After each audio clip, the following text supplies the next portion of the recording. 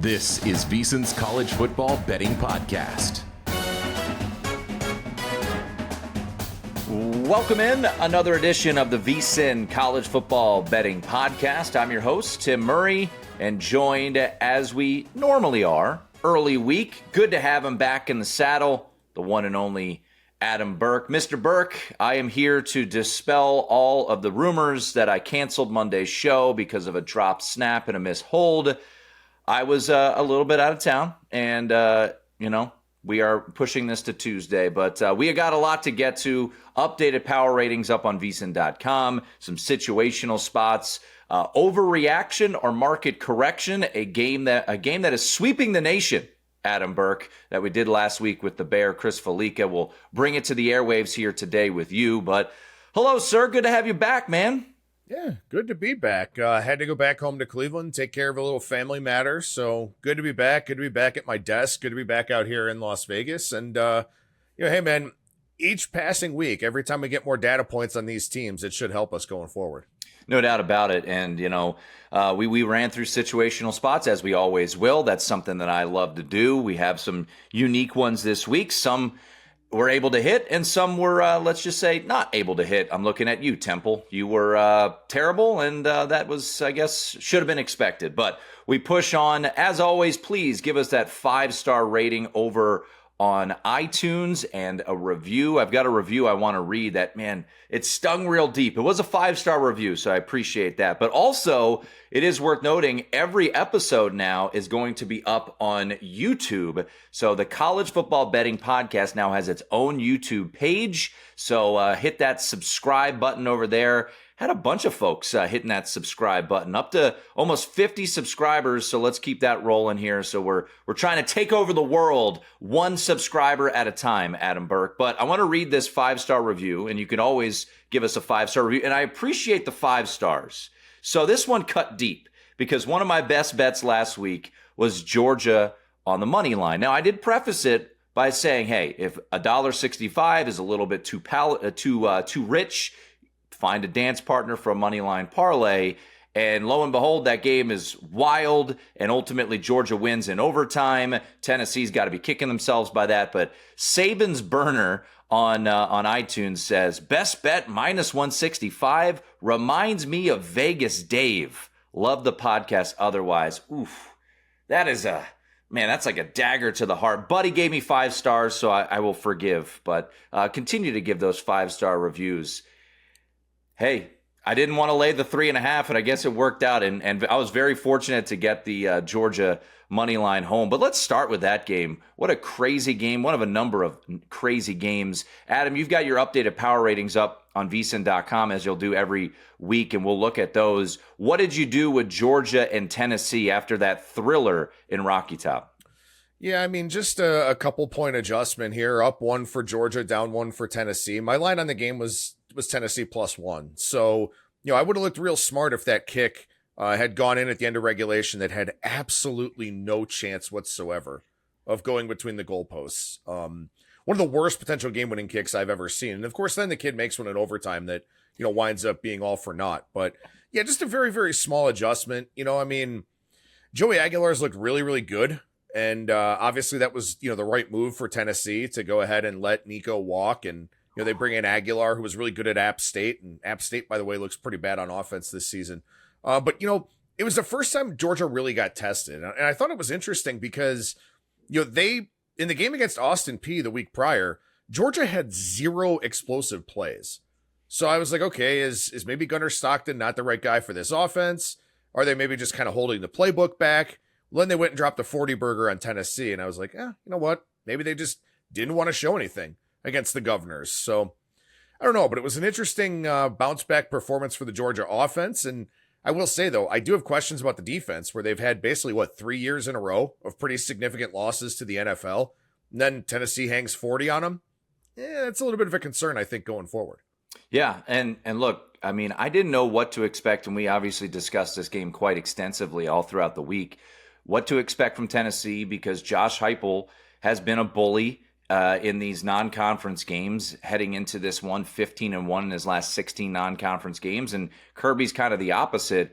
I will say, not to get too, I don't want to say philosophical, but I felt like Kirby, you saw the growth in him as a head coach over the past couple of years. And look, he's a multi-time national championship winning coach. He doesn't need to grow that much more. But as they're getting kind of smoked offensively or defensively, it didn't feel like he was losing his you-know-what on the sidelines like we've seen him do before.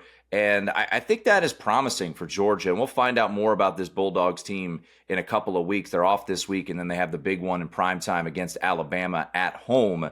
But I was impressed by both of these teams, no doubt. And the SEC, man, there are a couple of teams. Obviously, we'll get into South Carolina with the Lenora Sellers injury. Texas, obviously, with the questions at quarterback with Arch Manning's performance against UTEP. But man, you look at what we've seen from Tennessee, what we've seen from Georgia. And I'll say this, Adam, look, I am bullish and have been bullish on Alabama heading into this year, and I look like an absolute moron week one when they go down to Tallahassee and get their ass kicked. But I would say, looking at what we saw on Saturday, and I don't expect much from Wisconsin, and Danny O'Neal is not a Power 4 starting quarterback, but Ty Simpson's kind of looked the part these last couple of games. Granted, one was against UL Monroe. So both these teams will be off, Adam, this week. That's going to be a really fun one to watch in 2 weeks down there in Athens. Because I don't think Alabama, look, they put themselves in a tricky spot with that schedule to be 2-1. But that, even though they lose to Florida State, I still think Alabama's a pretty damn good football team. Yeah, it sure seems that way. And look, I loved the Kalen DeBoer hire. I thought Kalen DeBoer at Washington, was a top 5 coach in the country. And Kane Womack, the defensive coordinator who was the head coach at South Alabama, he's kind of been with DeBoer throughout his career a little bit. I'm a really, really big fan of him as a DC. The week 1 game against Florida State are we going to look back at this in week 12 or 13 and be like, damn, that was one of the biggest outliers of the college football season? Or maybe Florida State's just good. That's a possibility here too.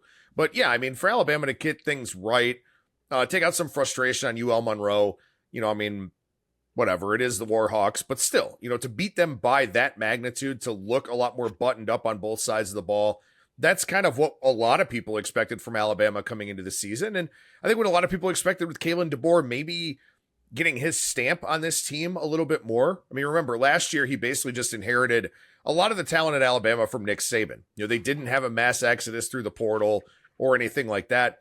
Maybe now DeBoer kind of has the team that he wants. And maybe that's, one of the growth potentials that we see throughout the course of the season here is this Alabama team coming together like they kind of have been over the last couple of weeks.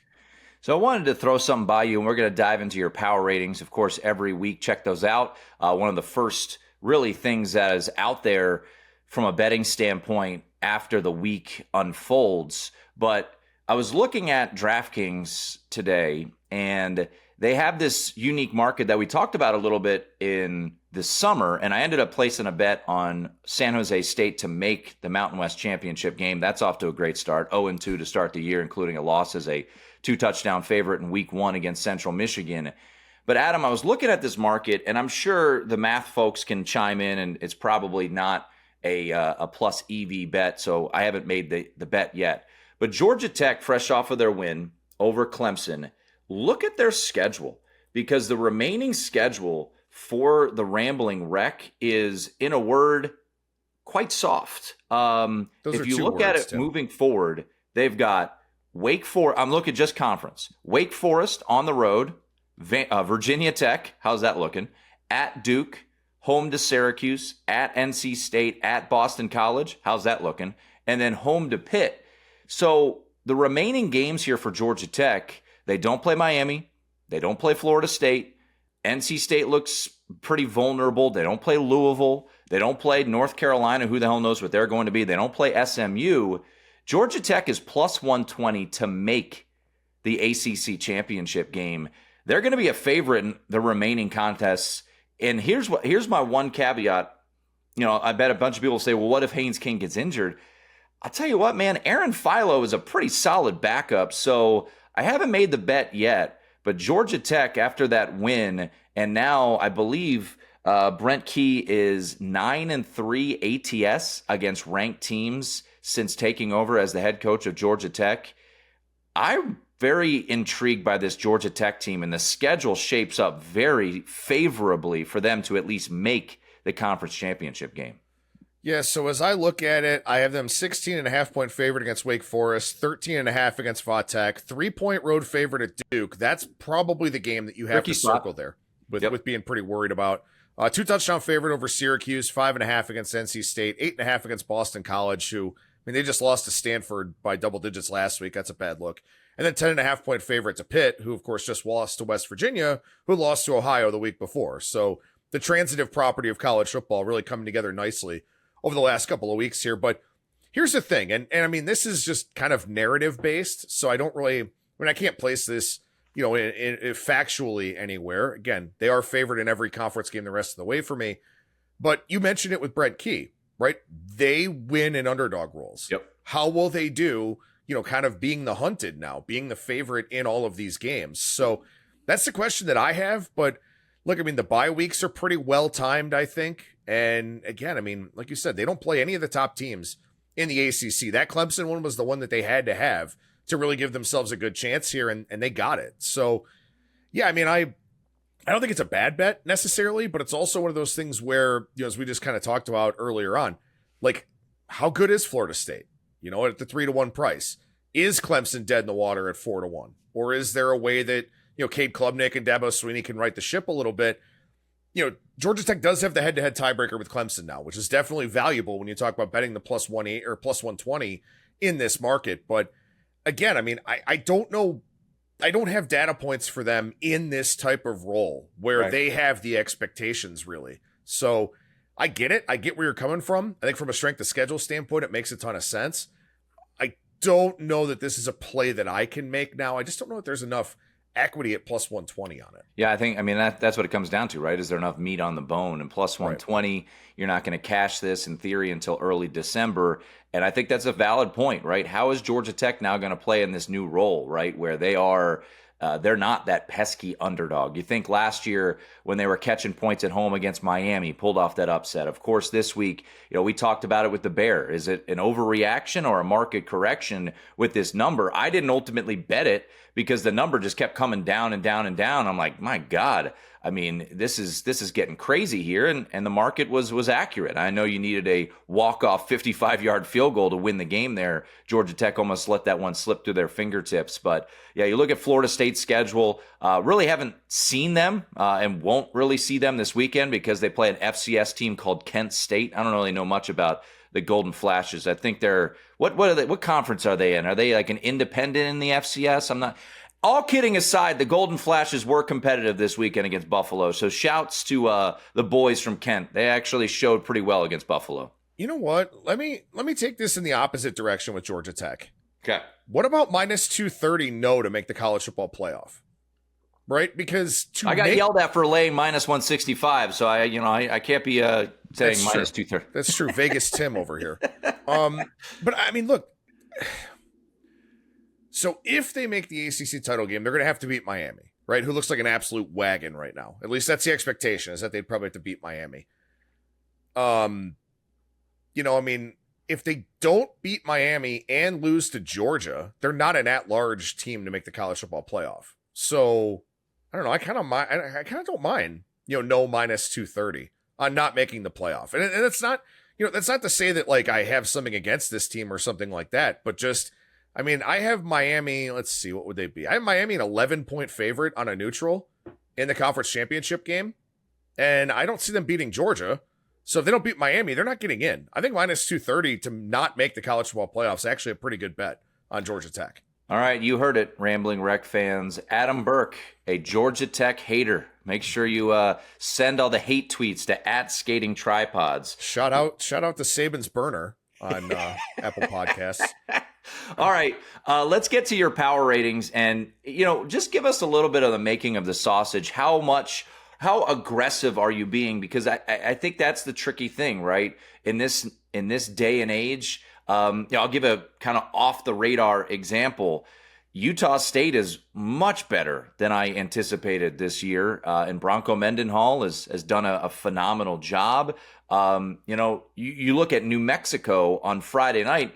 maybe more of an indictment on UCLA, but the fact that Jason Eck has brought in 72 new players and they are competitive and have covered both of their games against their P4 opponents and obviously dominated their one at the Rose Bowl. So you've got your power ratings up, your adjusted power ratings. How aggressive have you been here in the early couple of weeks? Yeah, I think it's a really fair question, right? Because the sport of college football is so high variance nowadays, with just all of these teams with brand new players. Some teams are maybe gelling a little bit faster than others. It's a very difficult, environment right now to try and rate these teams. But, I'll go through the 3-step process that I have basically. The first step is I compare my line to what the line closed at. So I want to know how far off a market I was. Did it move in my direction? Did it move against me? And then I start making some evaluations from there.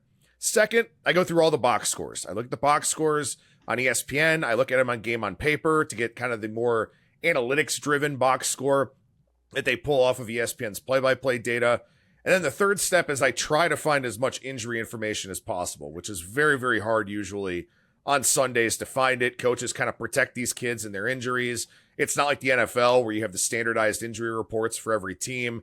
I think certain conferences do have that in college football, but still it's pretty difficult to find. So the biggest thing for me is if I'm going to be off market on a team, I want to make sure I have a really strong position on that team. I want to make sure it's not just a situation where I don't have them rated accurately. If I'm going to be off market, it's because I want to bet on that team or I want to bet against that team. So that's really, the stuff that I do on Sunday mornings, going through once all the results are in, all of that, and just, try to align myself with the market more often than not, unless I want to take a position. So in that respect, there are some teams that from their data points, I have been a little bit more aggressive with moving down. I mean, this is not one that's, off the radar or anything like that. I dropped Kansas State 5 more points this week. I've dropped them 13.5 points since week 1. So this is a team that just, Avery Johnson is not it. And it seems like that's pretty clear at this point in time. Chris Kleiman's not really working the magic. This is a team that typically does very well recruiting JUCO transfers. Seems like they're not getting a whole lot out of those types of guys here so far. So, I mean, I moved Kansas State down 5 more points, and this was a spot, I think I had them a 1.5 point favorite against Arizona. So kind of in line with the market, but I put myself in a position where I'm either going to go against them or I'm going to stay off of their games because right now they just look terrible. Yeah. Kansas State has been one of the biggest disappointments in college football this year. You think about opening up the season as a favorite against Iowa State. Okay, that's understandable. It's a sloppy game. You come back home, you barely beat North Dakota. All right, that's a decent FCS program, terrible spot. And then you blow a double-digit lead to Army, who had just lost to Tarleton State the week prior. And then that game on Friday, if you just look at the score and didn't watch the game, you'd say, all right, competitive game. One. And Brent Brennan gave Kansas State every opportunity to win that game, settling for a late field goal, giving the ball back to Kansas State, and they just could not do anything. How about this? 193 total yards, 8 first downs. I mean, it was an absolute ass kicking. And when you looked at post-game win expectancy against Iowa State, I think it was like 77%. And you looked at it for Army, I think it was like 65 or 66%, somewhere in that ballpark. I haven't looked it up yet from Bill Conley for this week, and I'll start diving into that now. But yeah, I mean, Friday night was kind of the last straw with me on Kansas State. And I don't know what the hell this offense is. Like Avery Johnson, Adam, is an elite athlete, and they're not running him. And I don't know if it's Colin Klein being gone for a couple of years as their OC. He's now at A&M, but I don't know what that offense was on Friday night. And maybe I need to give a little more credit to Arizona because I was low on them coming into the year, but that was a whooping, man. And the score was not really indicative of how poorly Kansas State played in that game. Yeah, I think the thing that's really tough about Arizona, though, is, I mean, it was an ass kicking, but also, as you mentioned, I mean, Brent Brennan gave Kansas State every opportunity to hang around in that game. Arizona's just not a well-coached team. And well, I think talk to JVT about that. He is the champion of anti-Brent Brennan sentiments. Well, and look, I mean, you mentioned the 193 yards. Kansas State had a 75-yard touchdown run in that game. and they had 193 total yards. So I guess maybe the issue here, and, I wanted Ohio State last season to run Will Howard a little bit more early on in the season than they did. Ultimately, it probably wound up being a good thing that they didn't, because they went on and won the national championship. But maybe this is a spot for Kansas State where you look at the depth chart at quarterback. They have a junior, from South Dakota, and they have 3 freshmen. So maybe this is a situation where they're like, you know what? We don't want to run Avery Johnson because we don't have anything behind him. And I think that was the case for Ohio State last year, because Devin Brown transferred to Cal and couldn't even win the job over there. So hey, JKS is the real deal, man. That kid's legit. He is the real deal. But I think that maybe that's the thing where Kansas State's like, you know what? We don't like our quarterback room. We don't really want to put Avery Johnson at risk. But now all of a sudden, you're at risk of your season completely slipping away. I mean, Kansas State is expected to make bowl games. They're not necessarily expected to win the Big 12, but they're expected to make bowl games. And looking at their schedule the rest of the way, I don't see it. I just don't see it happening for them, just because of how far they've fallen off now. I mean, with my adjusted power rating, based on all the adjustments I've made here throughout the course of the season, I now have Kansas State for 5.04 wins. And that would not get them to a bowl game.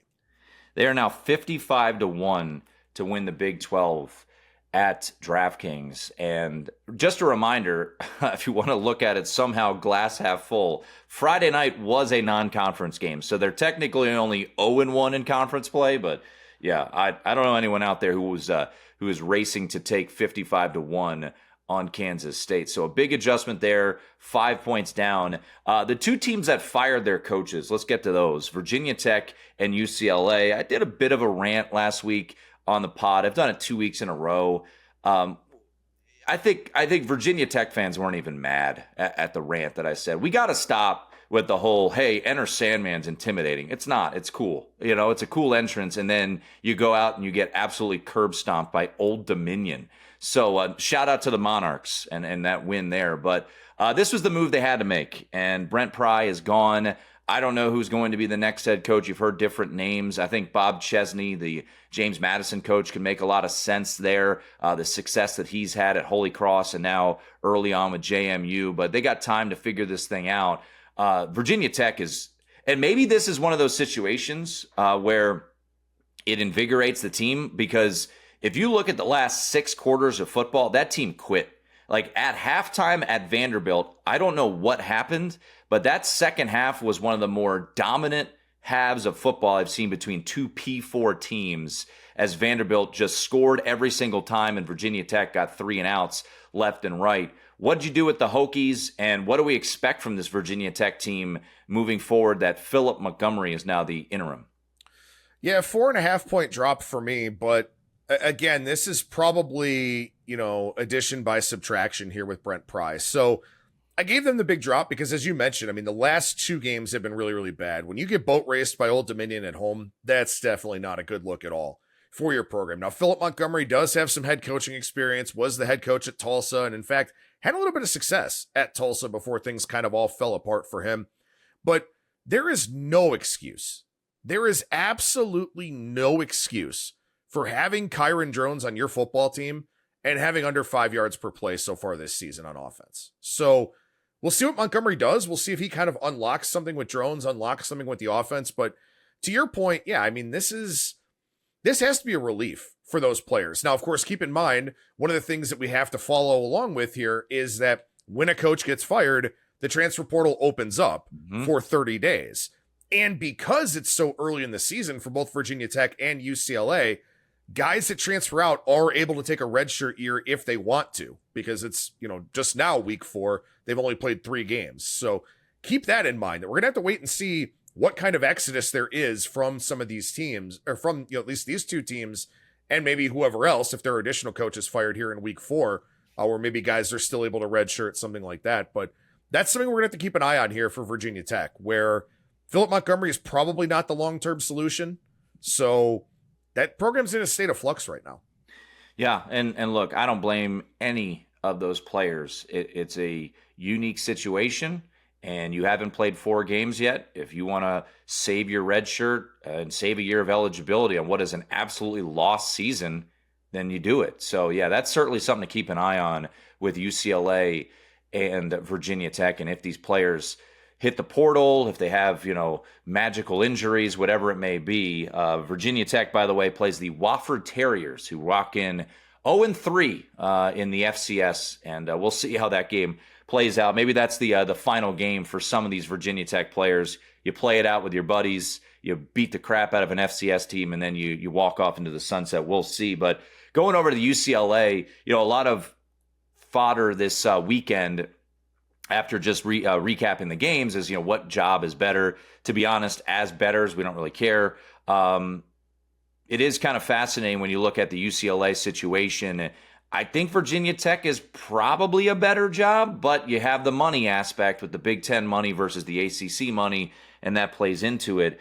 But this UCLA job, it was kind of put into a weird situation a couple years ago when Chip Kelly left to go be the OC at Ohio State. They hired Deshaun Foster. I think we all knew that was not going to play well. There was a work out well. And Adam, I would say late last year, though, I had a little bit of like, wow, maybe this UCLA team might actually be something with Deshaun Foster. They went to Nebraska and they beat the Cornhuskers. They had a couple of competitive games, but then you watch them get obliterated by Utah. And then the Friday night performance, he had to get fired after that. That was embarrassing. To get absolutely punked by New Mexico, and they were just running the ball down their throat all night long at the Rose Bowl. So what did you do with UCLA, and what should we make of this program moving forward? Are they going to win a game this year? They're 0-2 against the Mountain West. Well, first of all, I'll answer the first question. 3.5 point drop for UCLA, but this is a team that I had already dropped multiple times heading into that week. So not really a big surprise to see Foster gone. And obviously the timing makes sense too, right? You got a bye week here, and then you get into Big Ten play. So you're hoping that maybe you can kind of salvage something a little bit. I think there's a couple of really interesting things at play here. First, I kind of wonder what the vibe is or what the acceptance is of Nico Iamaleava coming over with such a big price tag, in the transfer portal when he went to Tennessee, and then nobody was lining up to take this guy. He winds up going to UCLA for much less money. And of course you consider, California taxes and all those kinds of things, didn't really work out super, super well for him. No. So you kind of wonder, how things are going to fare here, the rest of the way with this roster. Is this just a roster with a bunch of square pegs and round holes, and, maybe nothing's going to get better here? To your point, the smallest underdog role I have for them is 6 at home against Maryland, 6.5 in week 5 against Northwestern. Every other game, 14 or higher for them, 37.5 point dog at Ohio State. It's going to be bad for them the rest of the way. Now, Tim Skipper is the interim head coach. He does have a little bit of head coaching experience, filled in there at Fresno State. So we'll see. But, and I think, I don't know if it was Stuart Mandel or somebody who I saw talking about this on social media. This is not a very attractive job. They're in the Big Ten, which is great, but they're overshadowed in their own city by USC, in terms of Big Ten teams. They care more about the basketball program. They're much more of a basketball school at this point than they are a football school. This is not a great job. I'm really curious to see who they end up getting to take this one here at the end of the year, because Skipper, again, much like the situation at Virginia Tech, not a long-term solution. Look, if you can get D'Anton Lynn, you'd make that hire right now. He is, in my eyes, an elite defensive coordinator, obviously ties to UCLA. USC poached him away. But to your point, is this a job he's going to want? It's a Big Ten job. So, we'll see. I heard Jonathan Smith thrown out there. I don't think he leaves Michigan State, even though he has ties to the West Coast, to go to UCLA. I think he realizes better. How about this, though? Post-game win expectancy against New Mexico, 0.8%. It was no fluke. That was a whooping. And even the loss they had against UNLV, post-game win expectancy, 9.5%. This is a team that is just not playing good football right now. So we'll see ultimately how it plays out here. Obviously, you could read all of the teams that Adam has moved up and down. Let's get to some positivity here. Teams that you've moved up. And I know you wrote a little bit about Missouri and Bo Pribula. I didn't know what to expect from him, and he's kind of exceeded my expectations here. So Missouri, how much did you move them up here to start the season? Yeah, 4-point bump for Missouri here, and I also dropped South Carolina 4 points, and now I'm right in line with the market. So I'm pretty happy with the adjustments that I made for both of those teams. The Gamecocks they were overrated coming into the season. But Missouri, I mean, are they a wagon? Like, are they gonna be really good? I mean, we haven't seen them necessarily get tested. I mean, they did win that game against Kansas, but I don't think we've really seen them get tested yet. I still think South Carolina's got a pretty good defense, so we'll see how this offense fares this week. But I don't know. I've been very, very impressed with this team. I've been impressed with Eli Drinkwitz and the job that he's done there at Missouri. And maybe Pribula's, I don't know. Is it ridiculous to say, and I'm not a Drew Aller guy, so I'm going to put this out there first. Is it ridiculous to say that maybe Penn State kept the wrong guy? Like, they were never going to let Drew Aller go, and people are going to talk him up as a first-round pick. But I don't think Drew Aller is that good. I really, truly don't. Maybe Pribula is that good. Adam, I don't know if you've ever seen a box score like what we saw with Louisiana, and I know this is a team that you noted in your power rating down. Louisiana, of course, lost Walker Howard, who was once upon a time a highly touted prospect.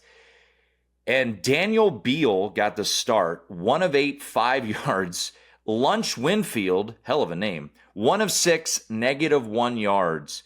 Louisiana's quarterbacks, 2 for 14, 4 yards in the 52-10 loss. I don't know how the hell they found the end zone. Zillan Perry, apparently, an 84-yard run was the lone touchdown in the game for Louisiana as they lost 52-10.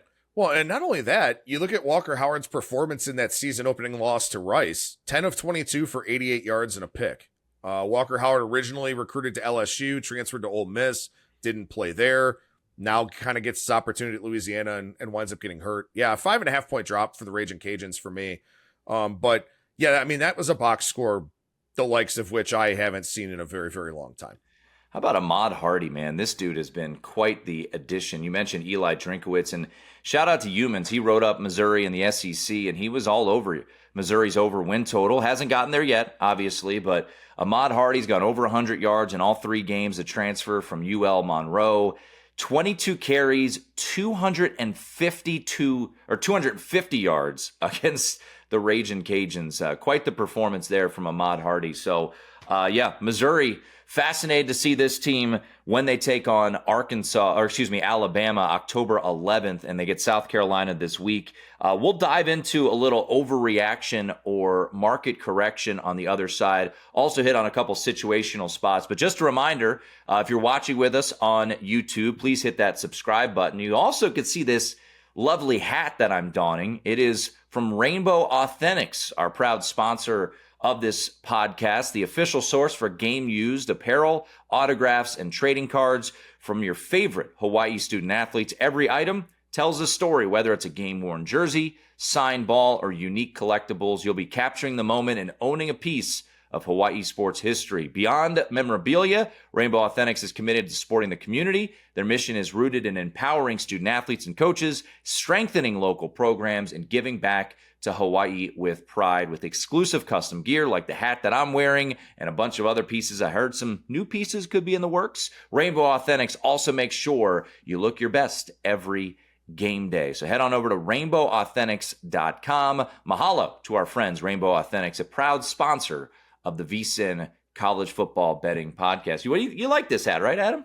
Yeah, that's a sick hat. In fact, full disclosure, I asked you before we started recording. I said, what kind of hat is that? And then you told me it's from Rainbow Authentics, and that's pretty sick, man. I'd like to get my hands on one of those. All right, we will. We'll reach out to our people. We can get Adam geared up. RainbowAuthentics.com. Let's take a quick break. When we come back, overreaction or market correction, some situational spots and early bets that we've already placed. We'll do that on the other side of the VSiN College Football Betting Podcast. All right, we keep rolling. It is the VSiN College Football Betting Podcast. Once again, 3 episodes every week. The early week episode, myself, Adam Burke. The midweek episode, Wednesdays with Wes Reynolds, as well as an update with Brett Ciancia of Pick 6 Previews. And then the Thursday podcast, myself and Matt Newmans running through our betting cards. Mr. Burke, you are the man who runs things over at the VSiN website. We've always had a great intro offer. What do we got rolling now for folks if they want to become a VSiN Pro subscriber? Yeah, $9.99 intro offer. So your first month for under $10, and you get a chance to look at everything that we have to offer. We're also in the process of adding some new betting tools, subscriber exclusive betting tools that you can use for the NFL, for college football as well. So definitely excited about that. And look, I mean, we're talking college football here, but obviously we cover NFL, Major League Baseball, UFC, NASCAR, golf. We cover it all, especially, Ryder Cup coming up next week. And also, for that first month, just so happens that our 2025-26 NBA betting guide comes out October 7th. So we're very much looking forward to that. NHL team previews from Jonathan Davis in our website only NHL betting guide starting to get posted here later on this week. So, those seasons will be here before we know it. And you can just get unfiltered access to everything for $9.99 for your first month and see if you want to stick around. I would recommend you stick around. Add all of our picks. I recommend that as well. Throw that out there. But all right, we did this last week with the Bear. I think I'm going to do this every Tuesday, and you kind of do this with your column every week as well. So DraftKings puts up about 10 to 12 look-ahead lines every Wednesday. It's actionable. You can bet it. And if you bet Missouri -3, you're feeling pretty good right now with the Lenora Sellers injury. So I want to play this game every week. Maybe we'll get some fun graphic for it. Overreaction or market correction? And the overreaction actually was, I guess, market correction. Tennessee, Georgia Tech, Clemson was accurate with that big move. So let's start with a game that I know that you've written about, SMU and TCU. So this game last week was SMU +4. And now most shops have SMU +7. This is the old Iron Skillet game, a rivalry game, and SMU in a classic middle sandwich spot last week very much played with their food against Missouri State. SMU is catching a full touchdown against TCU. Overreaction or market correction?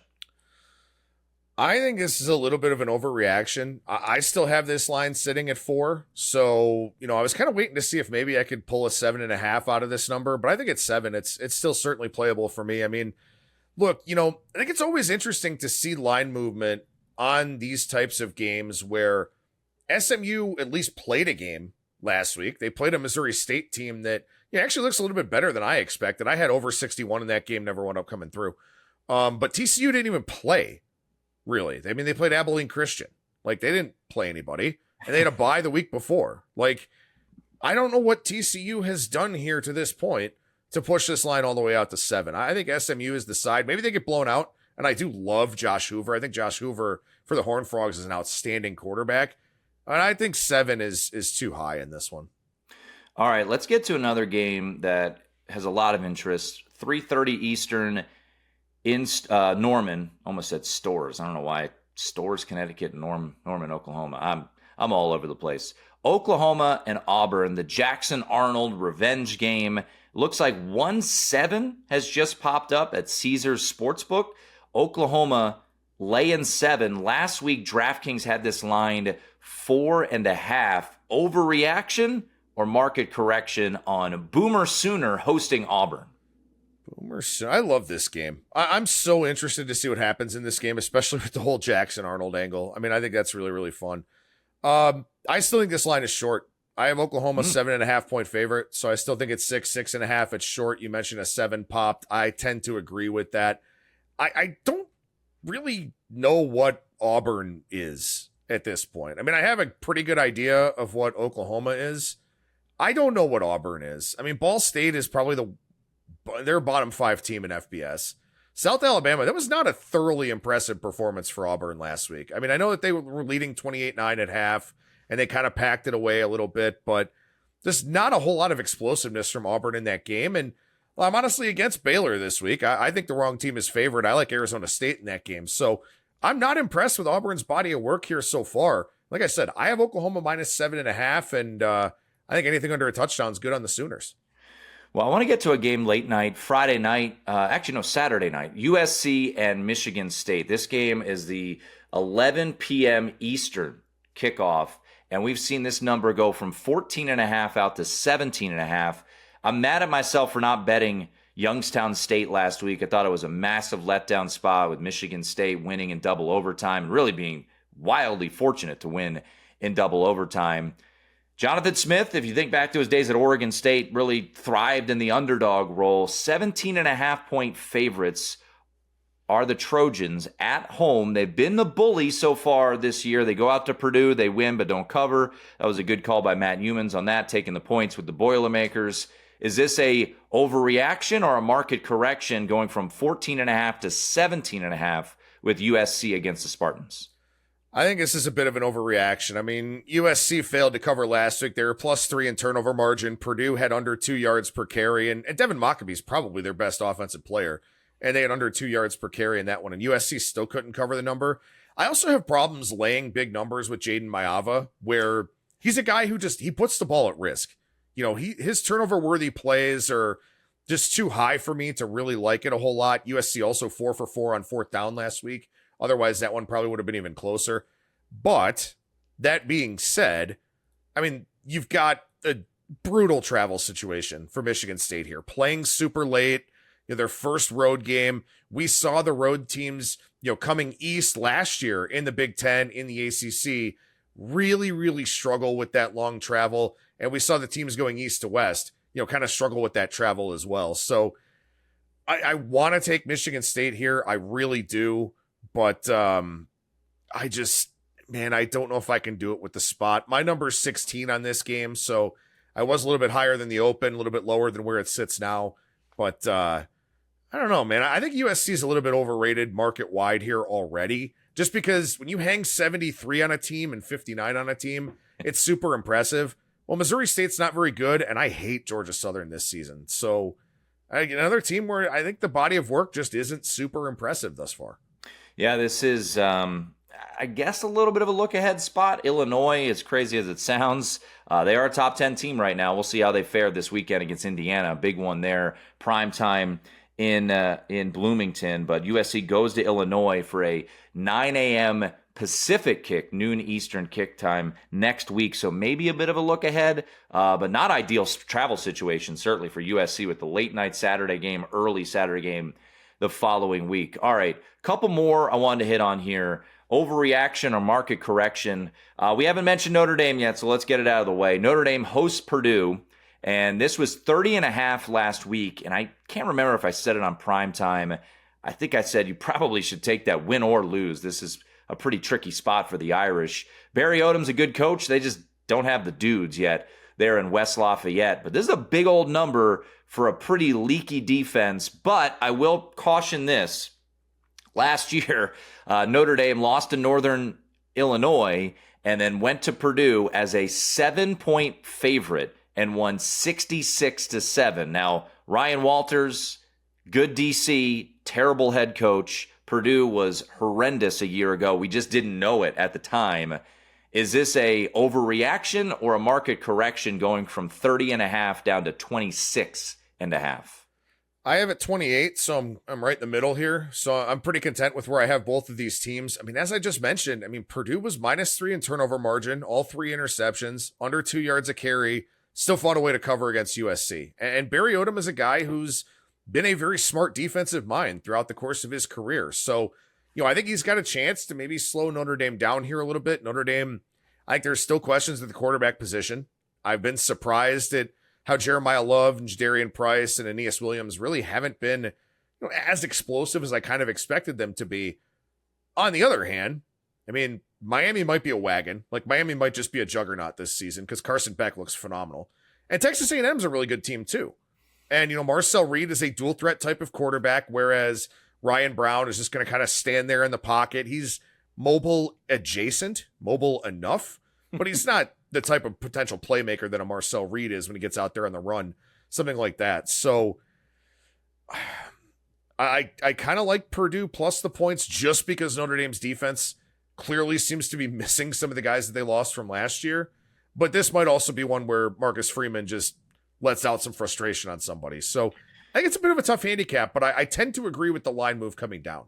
I understand the line move. It's a bad spot. You're coming off of a just brutal loss in so many ways. You drop a snap on a extra point, the defense. I joked with a couple of my buddies who cover the team, and I said, did Marcus Freeman think about declining the holding on the kickoff return? Because in theory, if they just allow that kickoff return to go back to the house, they get the ball back with 2.5 minutes to go, and maybe they win the football game. So I don't want to go into full rant mode here.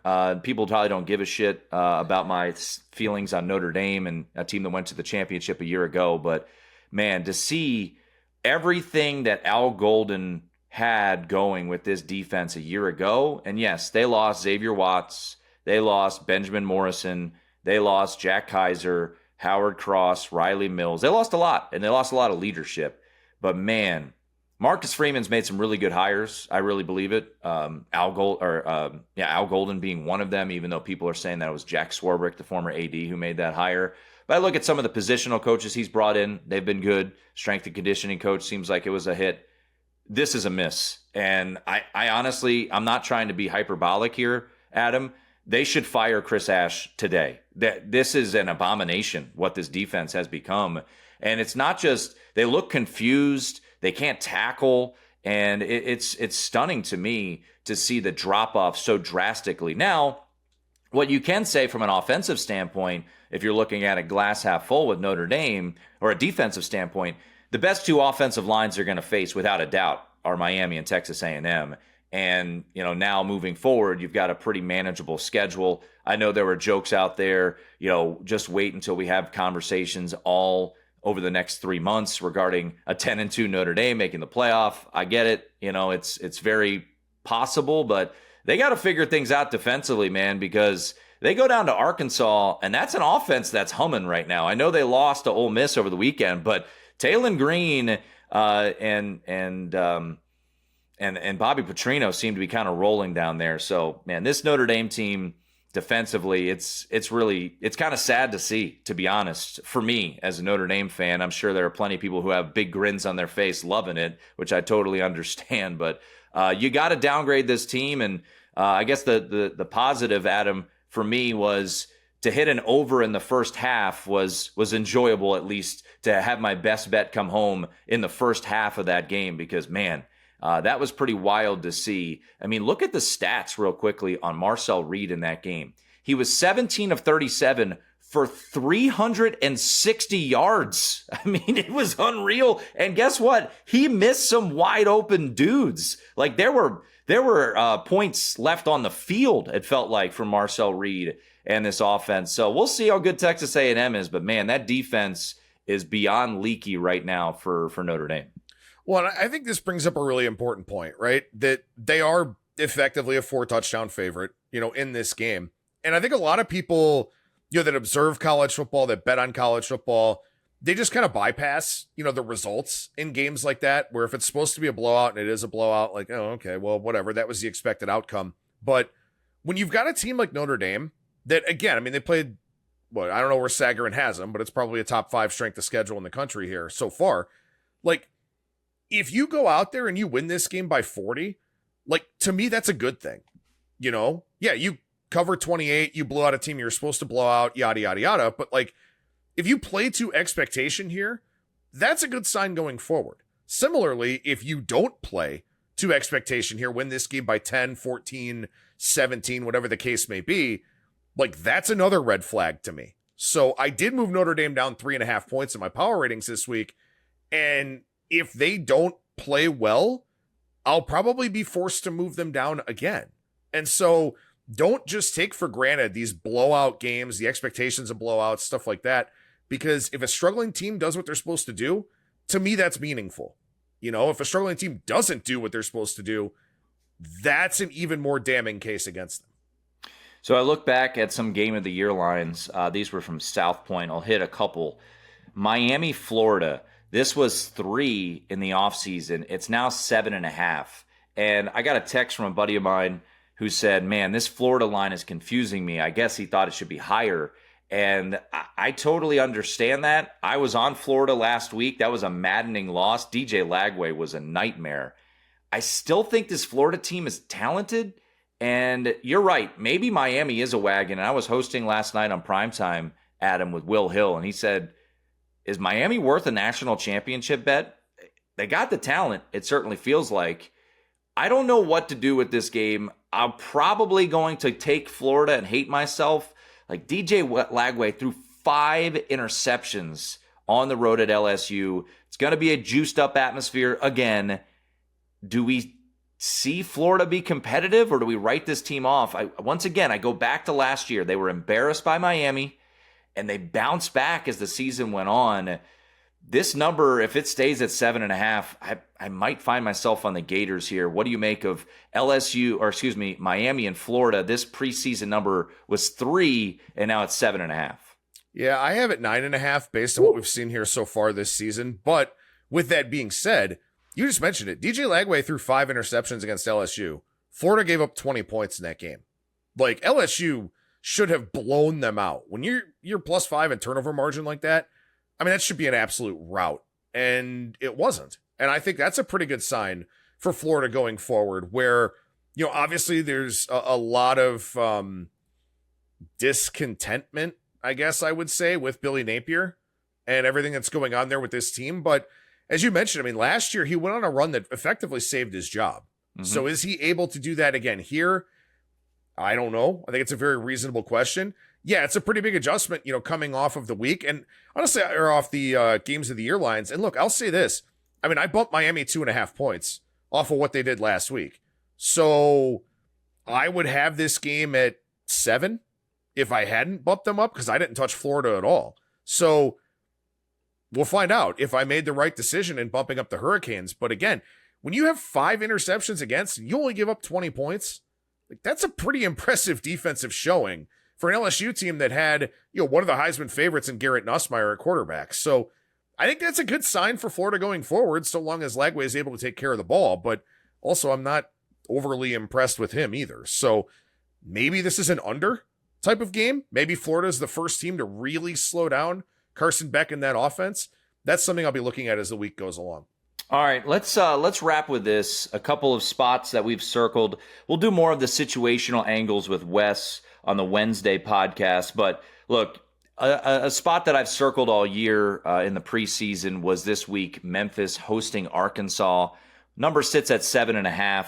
Arkansas's offense has really looked the part. And the thing that jumped out to me from a situational angle is you come off the Ole Miss game, they lose that game, and then next week they host Notre Dame, which doesn't have the same, I guess, pomp and circumstances as maybe you would think nationally, but certainly down there in Fayetteville, now they think they really have a shot to beat Notre Dame. So is there a bit of a look ahead there for Arkansas with Notre Dame waiting in the wings? So that one certainly jumped out to me. And then I think a game that you and I don't know if you've placed a bet on it, but I took East Carolina plus 7.5 against BYU. Weird travel spot. Obviously, BYU was off last week. So far this year, look, Bear Bachmeier's looked the part despite, wearing number 47, which still just drives me crazy that a quarterback's wearing 47 in 2025. It's not 1933, but regardless, he's looked the part. But what have we seen so far this year? Not all of them, but a lot of these players, first true road environment. East Carolina gets this in prime time. This would be a juiced up atmosphere. I think East Carolina's got a chance to be a live dog here. So I like East Carolina, 7.5. I think it's still out there at FanDuel. That's a bet that I have made. So what do you make of East Carolina and BYU? 7's my number, but I got to be honest with you. I am loving the job that Blake Harrell is doing with East Carolina. Took over midseason last year from Mike Houston when he got canned, was the DC and the inside linebacker coach for 5 years prior to that. Gets his first crack as a head coach, and all they do is win with him. I mean, they won the Military Bowl last year over NC State. I know that NC State got some revenge in that game here this year, but Blake Harrell is just a really, really good head coach, I think. So, I'm a fan of him. If I was to do anything with it, I would take East Carolina. It is a very, very weird travel spot. But I got to say, the other game that you mentioned here, I'm laying it with Arkansas. I have Arkansas a 10-point favorite in this game. I think Memphis is bad. I think Brendan Lewis is bad, the starting quarterback that they got from Nevada, who, by the way, speaking of Nevada, good Lord, how the hell do you lose to Middle Tennessee State at home with a 13-point lead late in the fourth quarter? Just miserable for the team from Reno up there. But I think Arkansas boat race as Memphis. I do not like this Memphis team at all whatsoever. They badly missed Seth Hennigan. They badly missed some of the NFL caliber talent that they had at wide receiver and running back. Arkansas should be able to name the score here. I know they're upset about what happened last week, but I think they should be able to name the score here in a game that, geographically does matter to them, especially you think about recruiting purposes. There's some talent there in Tennessee. There's some talent there in the Memphis area. It's an important game for Arkansas, and I think they put an ass kicking on Memphis. I really, truly do. All right, we'll wrap with this. You could read all of his content over at VSiN.com. You always look a little off the radar. Any other games based off of your power ratings worth a look for week number 4?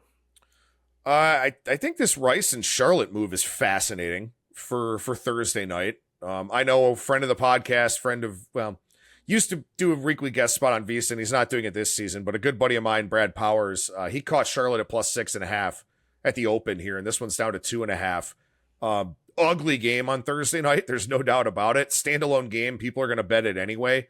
But I thought that was a pretty interesting line move. I like the under 42.5 in that one, actually. These are two teams that create virtually zero explosive plays on offense. So I think we could have a real slugfest there in that one. Interesting to see Iowa up to 3 against Rutgers, where I think Rutgers has been pretty impressive here so far this season. And Iowa, once again, has a quarterback who struggles to throw a forward pass. So I think Rutgers is kind of interesting there. One that is, I guess, off the radar, but it is tops on the board by rotation number. Give me North Texas against Army. I mean, I totally agree with that line move. Flip favorite situation. I only have North Texas a half-point favorite, but the offense is legit. Drew Mestamaker, he knows how to play the quarterback position despite not really playing it in high school. And Skylar Cassidy, their DC, he's legit. He's a dude. He's going to be a head coach in the Sun Belt probably in the not too distant future here. So I think they shut down that Army option. So I do like North Texas in that one. One other one I want to mention, we didn't talk about this as a spot, but UNLV going to Oxford, Ohio to take on Miami. Yeah. Miami sucks though. I think Miami is awful this season. Blake Gabbert's not there anymore. Brett Gabbert, not there anymore. DeQuan Finn not doing much with this offense, but man, is that a strange spot for the Rebels. And also, again, Miami has not looked the part. UNLV's looked pretty decent. We've gone through the key number of 3 down to 2.5 here. Very, very telling line move on the Red Hawks. Yeah, and your average Joe is not betting Miami UNLV. So, yeah, we saw that. I saw the board light up on Sunday, 3.5 down to 2.5, maybe Monday morning. And I was like, whoa, all right, someone, I don't know if it was a service release or something, but somebody was very interested in that. Of course, keep in mind, Akron took boatloads of money against Wyoming in week 1 and lost 10-0. So it happens.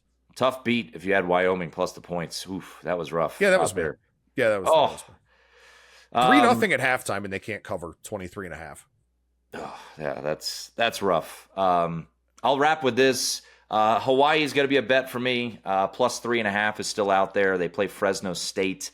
They should be getting a lot of pieces back. Micah Alejado, I would anticipate, is back after missing a couple of games with an ankle injury. A couple of their wide receivers, I think, should be back. So this is a massive game for the Bows out there. They kind of just sleepwalk through Portland State on Saturday night. But the late night, midnight Eastern game, I'll be taking points with the home dog and Hawaii plus 3.5. I believe FanDuel has 3.5. Let me double check that. Still would take 3, but if you can get the 3 in the hook, I believe, FanDuel 3.5 juice. So got to lay the 20 cents there. But I think Hawaii is more than live in that spot. And hopefully we get positive injury news regarding the Bows heading into that midnight Eastern game out there on the island. All right, Adam, that should do it. Anything, any parting words here on the podcast? No, Louisiana and Eastern Michigan, definitely the game of the week. Eastern Michigan got the cover, though. Eastern Michigan's taking money, and they don't look good. And obviously, we talked about Louisiana already. And look, that's, just as a little sidebar here real quick, that's why I look at games like that early in the week. Because to your point, Joe Sixpack is not betting Eastern Michigan on Sunday or Monday. That's a pretty strong position to take. if you like Eastern Michigan in that game, another weird travel spot, by the way, with the boys from Lafayette going up to Ypsilanti, Michigan. Some weird spots this week. But yeah, I mean, it's important to keep in mind, like, UNLV, Miami of Ohio, like, Joe Public is not betting Miami of Ohio. So those are things where, if you get later in the week and you're like, oh, UNLV is only a 2.5-point favorite. Well, there's a reason for that, because somebody with influence took Miami earlier in the week. So just something for you to keep in mind as these lines mature, as they kind of go through their life cycle. Yeah, UNLV, also that's a noon Eastern, 9 a.m. Pacific time start. So Miami or UNLV is coming off the bye thanks to the Crawford and Canelo fight. They moved that Idaho State game up to week 0. All right, that's going to do it for the podcast. Please, as I mentioned, rate, review, and subscribe. Give us those 5-star ratings. Another week in the top 150 for the VSiN College Football Betting Podcast. So much appreciated to you guys. And let's keep growing this YouTube page. We're going to get it rolling now over on YouTube. Look up College Football Betting Podcast. I'll put out the link as well. And hit that subscribe button up there. We're growing that. We just started it last week. Upwards around 50 subscribers, so let's keep growing that. But for Adam Burke, you could read his work over at vsin.com, at Skating Tripods on Twitter. I'm at Tim Murray. We'll be back later this week, Wednesdays with Wes, and then Matt Humans will join the podcast on Thursday. That's going to do it for this edition of the VSiN College Football Betting Podcast.